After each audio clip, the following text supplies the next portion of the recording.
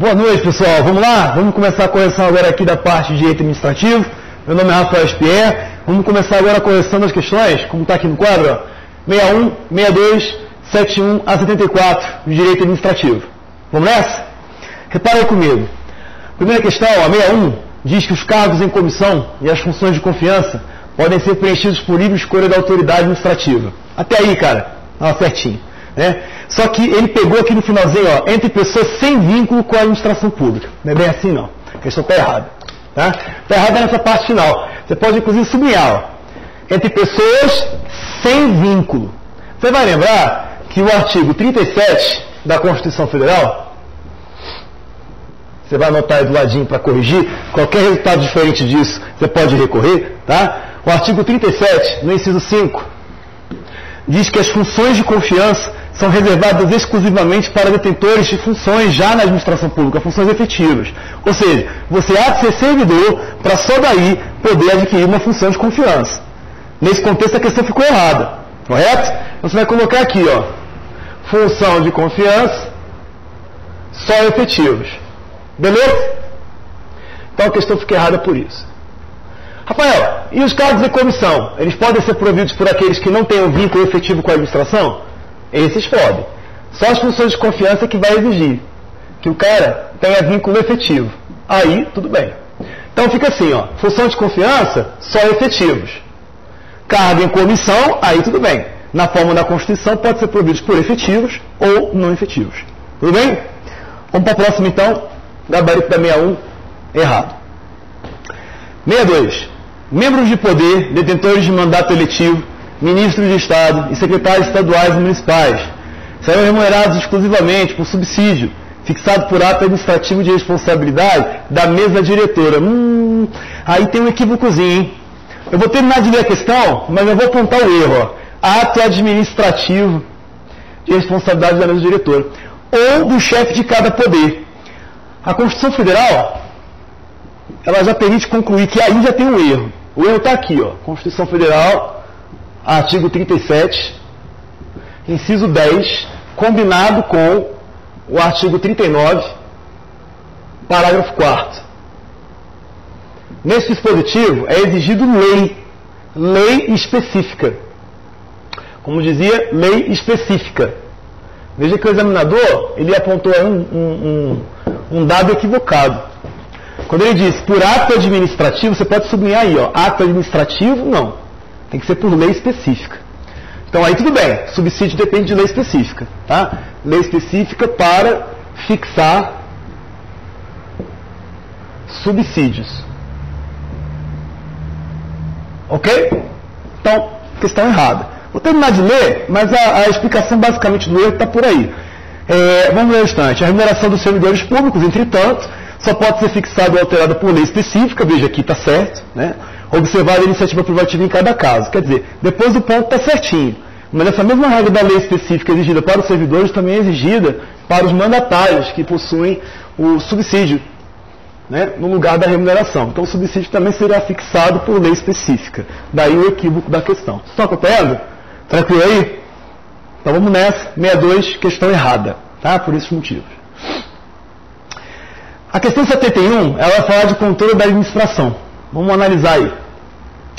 Ela basicamente vai cobrar de vocês o controle financeiro. Já posso até dizer, antes de dar o gabarito, que ela foi constituída, ela foi montada com base no artigo 71, inciso 2 da Constituição Federal. Inciso 2 da Constituição, que vai falar das competências do Tribunal de Contas da União, TCU. Depois eu volto aqui, vamos ler a questão juntinhos. Membros da direção de entidades privadas que prestem serviços sociais autônomos. Né? Sistema S, Serviço Social Autônomo, para estatais. A exemplo do Serviço Social da Indústria, o SESI, estão sujeitos a prestar contas ao Tribunal de Contas da União, haja vista a receberem recursos públicos provenientes de contribuições para fiscais. Cara, está certinha a questão. Todo administrador público, seja ele de entidade privada, como o SESI, considerada paraestatal, mas que lide com recursos públicos, nos termos da Constituição Federal, tem que prestar contas sim ao Tribunal de Contas. Inclusive, a gente pode dizer que compete julga conta de administradores. Contas de administradores.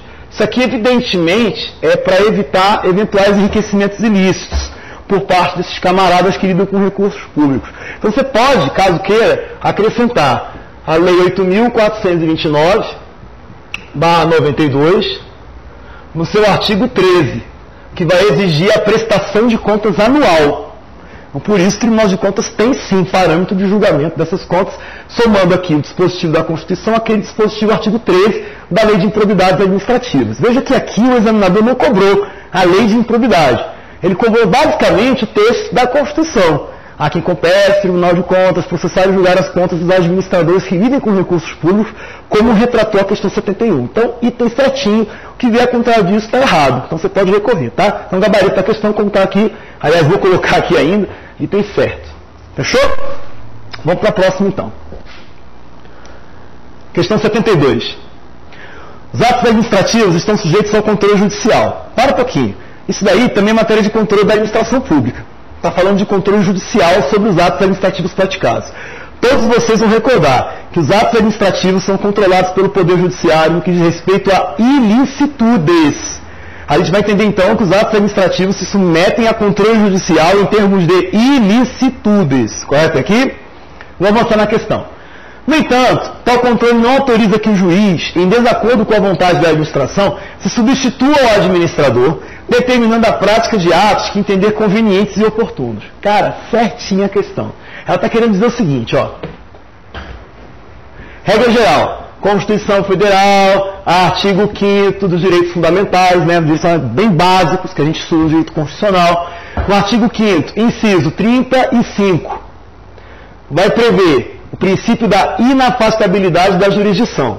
Inafastabilidade da jurisdição.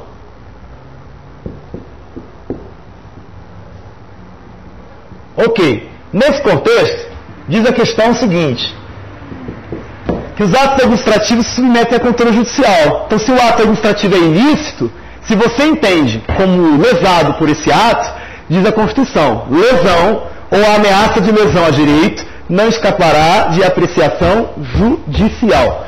E aí, soma-se a isso que a própria Constituição diz, no mesmo dispositivo, artigo 5º, só que mais lá na frente, nos incisos 68 ao 72. Caberá habeas corpus, mandado de segurança, habeas data, mandado de injunção, a ação popular, que a gente estuda no direito constitucional como remédios constitucionais. Então isso aí baseia dizer o seguinte, cabe ao judiciário fazer controle de ilicitudes dos atos administrativos. Só. Por quê? A ideia central é de que quanto ao mérito administrativo, deve se subir aqui, ó, convenientes e oportunos. Você estuda na minha matéria de direito administrativo que isso é o mérito administrativo. O mérito administrativo não se submete em si ao controle judicial. Então, se a administração pública entender que um ato dela é oportuno e conveniente, não cabe ao judiciário avaliar esse critério de oportunidade e conveniência. Por exemplo, policial civil, estou te removendo da delegacia X para a delegacia Y. Isso é oportuno e conveniente, foi motivado. Cara, não adianta tu entrar com mandato de segurança, nada, ação ordinária, nada. Por quê? Porque não havendo ilicitude, não cabe controle judicial. Tu vai ser deslocado e pronto. Entendeu? Nesse contexto, a questão está certinha. Certinha. Ela apontou para a gente que a gente já estuda que o mérito administrativo não se submete a controle judicial puro. Mérito, em si considerado. Só a ilicitude. Fechou até aqui? Então, galera, da questão 72, e tem certo. Muito boa questão, viu? A prova está muito inteligente. Está cobrando aí daqueles que estudaram efetivamente o conhecimento que vocês veem em sala de aula, Na vez de concursos aí a gente explica para vocês tudo isso daí, então não tem nada de novidade daqueles que estudaram, certamente aí estão muito felizes, estão gabaritando tudo, não é isso? Então vamos para a próxima, questão 73. A 73 e a 74, ela se baseia nesse texto aí, Quem tiver com a prova vai reparar, tá? É sobre responsabilidade civil do Estado. Essas, para mim, foram as duas questões mais difíceis da prova. Tá? Então vamos ler o texto com atenção, eu vou pedir para você sublinhar algumas partes. Se você já não sublinhou muito, Deve estar com a prova cheia de rabisco. Mas você sublinha de novo. Vamos juntos. Durante rebelião em um presídio, Charles, condenado a 28 anos de prisão por diversos crimes, decidiu fugir. Para tanto, matou o presidiário Valmir e o agente penitenciário Vicente. Bom, eu na prova, se eu tivesse feito essa prova, eu sublinharia isso. matou o presidiário Valmir e o agente penitenciário Vicente. Então o cara em fuga, o Charles, no caso, matou esses camaradas. A fim de viabilizar sua fuga, o Charles ainda roubou do Marcos um carro que, horas depois, ele abandonou em uma estrada de terra, batido com o motor fundido. Para tudo. Na nossa matéria de responsabilidade civil, e aqui eu vou até fazer uma explicação um pouquinho mais ampla, veja bem.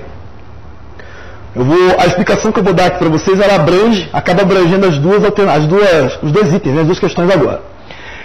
Para a matéria de responsabilidade civil, você vai usar do artigo 37 da Constituição Federal, no parágrafo 6º. O que esse dispositivo vai dizer para a gente? Em linhas gerais, vou até mudar de cor aqui, está muito vermelho. Pessoas jurídicas de direito público, pessoas jurídicas de direito privado que prestem serviço público, respondem pelos danos que os seus agentes, nessa qualidade, causarem a terceiros. Disso que está disposto na Constituição, a gente conclui duas coisas básicas. Primeiro, a responsabilidade do Estado é uma responsabilidade do tipo objetiva. Responsabilidade objetiva. Essa responsabilidade é aquela que independe de nexo causal. Independe, ou melhor, desculpe, veta isso. Independe de nexo causal? Independe de dolo ou culpa. Por favor, corrija isso daí. Ó. Independe de dolo ou culpa. Que são chamados elementos psicológicos da culpabilidade. Você não precisa disso aqui não. Tá? Para a responsabilidade do Estado ficar configurada, não precisa nem de dolo ou culpa. Basta o quê? Basta a prova de nexo causal. Basta nexo causal. Se você estiver copiando o que eu estou colocando aqui no quadro, atenção. Você pode sublinhar isso aqui. Ó. Nexo causal. É isso que denota a responsabilidade objetiva. Basta nexo causal. E ainda você pode concluir uma outra coisa. Segundo o Supremo Tribunal Federal, o artigo 37, parágrafo 6º, abraçou o que a gente denomina na doutrina de teoria do risco administrativo. Essa teoria admite quebra do nexo causal. Quebra do nexo causal, para afastar a responsabilidade do Estado.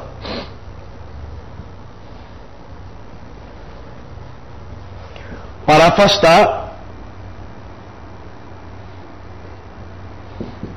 a responsabilidade do poder público. Basicamente, isso aqui era o que era exigido de vocês para resolver a questão. E um pouquinho de conhecimento jurisprudencial ia ajudar também. Tá? Me acompanha, por favor, aqui no texto. O examinador, até o primeiro ponto final, ele demonstrou que existe um nexo de causalidade nos seguintes prejuízos causados pelo presidiário em fuga, pelo Charles. Observe. O Charles, primeiro prejuízo, matou Valmir e o agente penitenciário. Até pedi para você sublinhar. E aí agora você pode sublinhar também, que é o segundo prejuízo. Observe. Na fuga, para poder efetivar, consolidar a sua fuga, ele roubou, né? Ele cometeu um roubo do veículo de Marcos aqui. Ó. Roubou de Marcos um carro. Pode botar também aqui um tracinho sublinhando isso daqui. Até aqui tem o que a gente chama de nexo causal. Tranquilo até aqui? Nesse contexto, depois do pontinho, me acompanha. Charles permaneceu foragido por 5 anos. Você sublinha isso aqui, ó. Foragido por 5 anos. Cara, isso quebra o nexo causal. O decurso de 5 anos foragido quebra o nexo causal. Então vou dar a dica. O que vier depois desse tempo aqui, eu já não posso dizer que é efetivamente uma responsabilidade objetiva do Estado. Entendeu? Isso vai ser cobrado de vocês. O texto foi muito inteligente, foi realmente para te induzir a errar. Toma cuidado. Repara aqui, ó, após 5 anos, já foragido, depois desse período, ele foi preso em flagrante. Por quê? Porque tentou um assalto a banco em que explodiu os caixas eletrônicos de uma agência bancária, tendo causado a total destruição desses equipamentos e a queima de todo o dinheiro neles armazenado. Entendeu? Então são dois momentos diferentes da questão. Quero que você entenda isso no texto. Por isso que o texto é difícil. Você aqui, até esse ponto, pode botar até uma barra. Daqui para trás, você tem uma interpretação. Daqui para frente, a interpretação já vai ser outra. E as questões vão cobrar isso de você. Tá? Vamos agora resolver? Questão 73. Vamos lá comigo no exercício. Com referência a essa situação hipotética e a responsabilização da administração, julgue os itens a seguir. 7.3.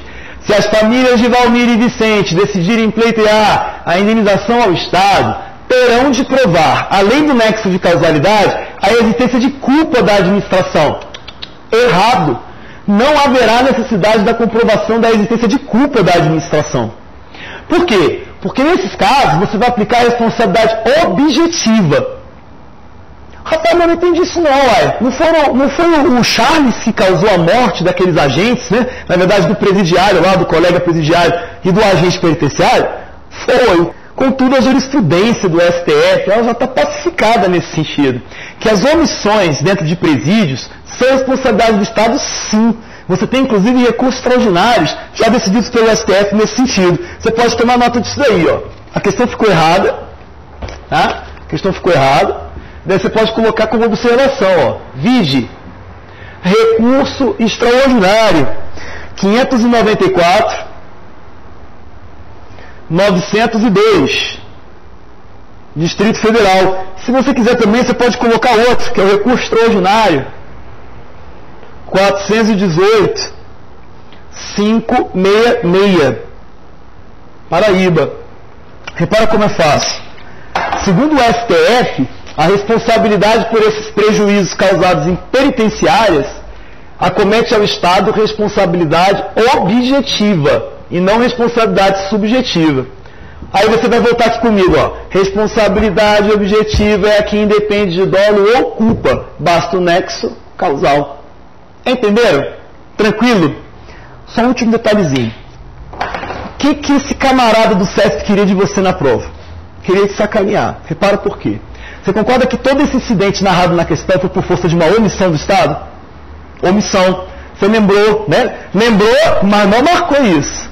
Da teoria da culpa administrativa ou culpa anônima. Por essa teoria, você tem a responsabilidade do Estado apurada segundo a responsabilidade subjetiva. Ou seja, por omissões do Estado, a doutrina e a jurisprudência entende, em regra geral, que o Estado só vai responder se ficar comprovado, além do nexo causal, a chamada falha no serviço, no francês, faute do serviço, que vai ser a potencialidade de evitar o prejuízo, mas não agiu, faltou com o serviço, ou então agiu de maneira insuficiente, ou ainda, para culminar, agiu de maneira atrasada. Então, nesse contexto, pela falha do serviço, que caracterizaria a falta do serviço, o atraso do serviço, ou a insuficiência dele, fica configurado o que a gente chama de culpa genérica. Então, resumindo, ele queria cobrar de vocês a responsabilidade por omissão, induzindo você a errar. Mas não é. Aqui, no caso, a omissão do Estado. Existe omissão. Porém, a jurisprudência do STF, o próprio STJ também já tem decisão a respeito, mas o Supremo aqui, eu vou marcar com vocês, já decidiu que as omissões, nesse contexto, como está na questão, em presídios, é caracterizada a responsabilidade objetiva, por força da custódia. Né? Pelo menos o Estado tem o que a gente chama de culpa invigilando. O Estado tem que preservar a incolumidade das pessoas que ali trabalham, que seria o caso do agente penitenciário, tem como também que ali estão cumprindo pena, o que não aconteceu nessa questão. Então, para o STF, o Estado responde objetivamente, daí o erro da questão. Entendeu? Então, aquele menos avisado analisou como se fosse teoria da culpa anônima. E aí marcou certo, mas está errado, não está certo, está errado. Então, o que você vai fazer para você não ficar perturbado? Presta atenção. Você subir isso aqui, ó, a existência de culpa da administração. Além do nexo causal, a existência de culpa da administração. Puxa uma setinha e coloca assim, ó. Aqui, a responsabilidade é subjetiva. Esse é o erro. Você pode botar assim, ó. Aqui a responsabilidade é subjetiva. E esse é o erro. O que é correto é a responsabilidade ser objetiva. Segundo o que eu apontei ali no quadrinho, ó. Recurso extraordinário 594.902 e recurso extraordinário 418.566. Ambos caracterizando a responsabilidade objetiva nessas condições. Você entendeu? Matéria difícil, para mim foi a questão mais perturbadora da prova. Tá? A próxima também não é muito mais fácil que isso não. Vamos analisar? Questão 74. A responsabilidade do Estado com relação aos danos causados à agência bancária. Aí, ó, está tratando agora da segunda parte. É do tipo objetiva. Peraí, pode parar. Está errado. Está errado por quê? O que eu falei para vocês quando eu introduzi ali o texto? Que, cara, depois de 5 anos, fica quebrado o nexo causal. O que quer dizer isso? Quebra do nexo causal. Se a responsabilidade objetiva ela fica evidenciada com a comprovação do nexo causal, se eu quebrar o nexo causal, fica afastada a responsabilidade do Estado. Ô, senhor Rafael, tem como afastar a responsabilidade do Estado? Tem. Porque, segundo o Supremo, a teoria aplicada no Brasil é a teoria do risco administrativo, que, segundo o que você pode ver aqui no quadro, ó, foca aqui, ó, a administração pública fica afastada da responsabilidade dela quando houver a quebra do nexo causal. Entenderam? Então, teoria do risco administrativo, quebra do nexo causal, admite, né, a quebra do nexo causal para afastar a responsabilidade do poder público. Então, se quebrar o nexo causal, não tem responsabilidade. E o que foi que aconteceu na questão? Passados 5 anos, houve a quebra do nexo causal. O Estado ele não pode responder objetivamente pelo dano que foi causado àquela agência bancária. Não é assim que funciona. Porque, pela teoria geral, fica quebrado o nexo causal, o Estado já não responde. Você entendeu? Vamos ter mais uma questão agora? Me ajuda aqui no quadro, vamos lá. Repetindo, do início. A responsabilidade do Estado com relação aos danos causados à agência bancária é do tipo objetivo, uma vez que a falha do Estado foi a causa da fuga, da qual decorreu um novo ato ilícito praticado por Charles. Erro da questão, então, segundo o que eu apontei, tá? Da qual decorreu um novo ato ilícito praticado por Charles. Por favor, antes disso, sublinha aqui, ó. Sublinha aqui, ó. Esse é o erro da questão. É objetiva. Não é objetiva. Você sublinha, puxa uma setinha e coloca assim: fica quebrado o nexo causal. Tranquilo? Daí, para justificar essa resposta que eu estou dando para vocês, a jurisprudência também do STF, ela já é bem antiga, ela já é tranquila quanto a isso, pacificada. Recurso extraordinário 130.764 vai dizer exatamente o que eu expliquei para vocês: quebra do nexo causal nesse caso. Quebra do nexo causal nesse caso aí de fuga. Não tem como você responsabilizar o Estado objetivamente. Rafael, eu marquei errado na questão. Como você está falando aí, marquei errado, mas não foi por isso não. Foi não? Foi por quê? Não, pelo seguinte, Rafael. Me acompanha aqui, Rafael. Eu marquei errado nessa questão pelo seguinte: como aqui eu teria aquela tese de que o Estado ele estaria se omitindo na segurança da população brasileira, quando a agência bancária foi assaltada, o Estado só responderia se ficasse comprovada a falha no serviço de segurança pública. Cara, parabéns. Esse é o complemento do que eu expliquei aqui. De fato, para responder a questão, é só você sublinhar ali, ó. Ela não é objetiva, que quebrado o nexo causal não é objetiva, tá? Se você fosse responsabilizar o Estado numa condição dessa, você teria que comprovar a falha no serviço. Então, para essa questão aí ficar assim bacana, ela poderia trazer a seguinte análise: a responsabilidade do Estado com relação aos danos causados à agência bancária pode ser subjetiva. Em que contexto? Se ficar evidenciada a falha no serviço de segurança pública. Vamos recapitular? Falha no serviço de segurança pública, a falta da segurança pública, o atraso na prestação de serviço de segurança pública ou a insuficiência da segurança pública. Daí, nesse contexto, a responsabilidade do Estado não é objetiva, né? Ela é subjetiva. Por que teoria que eu expliquei agora há pouco? Teoria da culpa anônima ou teoria da culpa administrativa. Então, resumindo, a questão fica errada porque fica quebrado o nexo causal, o Estado não responde porque passados 5 anos quebra o nexo causal, a responsabilidade não é objetiva, e além, para ficar configurada a responsabilidade do Estado, o máximo que você poderia cobrar seria a falha no serviço pela teoria da culpa administrativa ou culpa anônima. Então isso aí só ratifica, só confirma o engano da questão. E tem errado, qualquer coisa diferente disso, você pode recorrer. Fechou? Fiquem com Deus, uma boa prova e sucesso aí na sua carreira como servidor policial civil.